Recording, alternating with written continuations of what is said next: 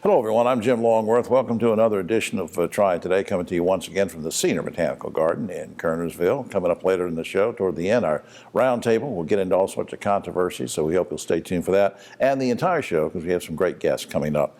Where I want to start, though, is wintertime safety, which is kind of appropriate. We do it with two great friends of the show you see a lot here, David Daggett and Griff Shuler. Griff is right to my right, David to the back.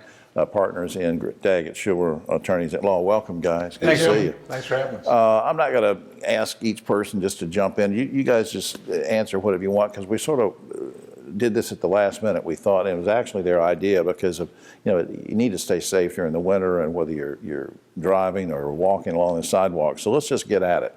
Since we're going to have winter with us for a while, what tips do you guys have for staying safe if you have to drive? Well, the number one thing is stay home if you don't have to go out. But if you go out, I think one of the key things is drive slow, give yourself more time. Big thing is keep a safe distance between you and the car in front of you. What David and I see a lot in our job at the firm is folks that get into car accidents on ice and snow because they're following too closely behind other people. So they bang and have fender benders or they've slid into somebody. Yeah, the thing I would say is number one, and I'm repeating Griff, is slow down.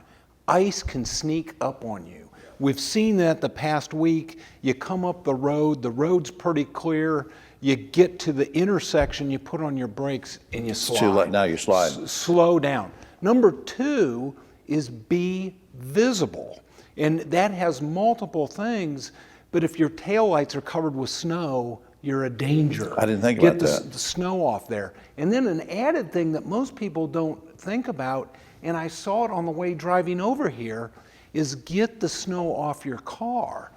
The wind gets under a great big sheet, it goes flying, and it either obstructs somebody's visibility or it causes some damage. That's, good advice. I didn't think about that. Now, let me break this question up into two very quickly. One, what happens if I do have a fender bender? What's the process? And two, what happens if it's a little bit more than a fender bender and I think I'm injured? What's the process either way? Well, one practical thing on the fender bender, number one, get as far off the road as possible, Jim, because what happens a lot of times is you have a fender bender, you're right there in the road or you're right next to the road, you get out of your car and then somebody else slides in the ice and slides into you. Right. We unfortunately have had cases where people have been killed contacting us where they had an accident was on the side of the road. So get as far off the road as possible. Okay. Yeah, and these things can get very complicated very quickly. Don't just think they're going to be simple and get handled.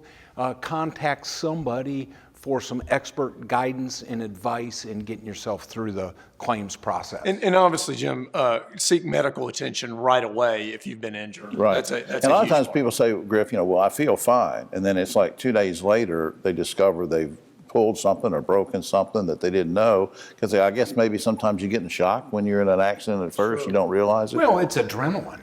You get adrenaline and adrenaline mass, whatever the issue is. Sometimes it can be pretty serious, a herniated disc. And I think people right now are concerned because they're like, well, I can't go to the emergency room because all the emergency rooms are filled up with people with COVID. Right. Well, you've got other options.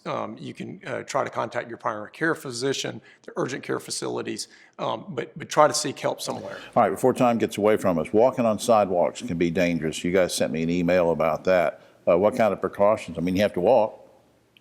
Right, well, again, go very, very slowly. Don't wear, leather-soled street shoes like I am right now when I got out of the car here. Right. But go very, very slowly. Be very, very careful, particularly with age. I was telling Griff that at my age, I got to be very, very careful and watch my step. Watch where you step.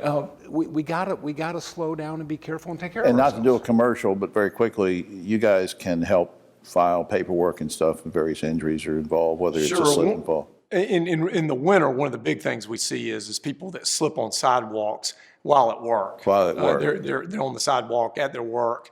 Obviously, that's something, contacting an attorney right away. figuring out how to go ahead and give your proper notice to your employer. It's a workers' compensation claim. Exactly. All right. Okay, up on screen, DaggettShulerLaw.com. Please check that out for more information, or you can call them at 724-1234. And you're going to stay over for the roundtable? Sure. Slow down, be visible, and be safe. Be safe. All right. We'll be right back. We'll be right back after this.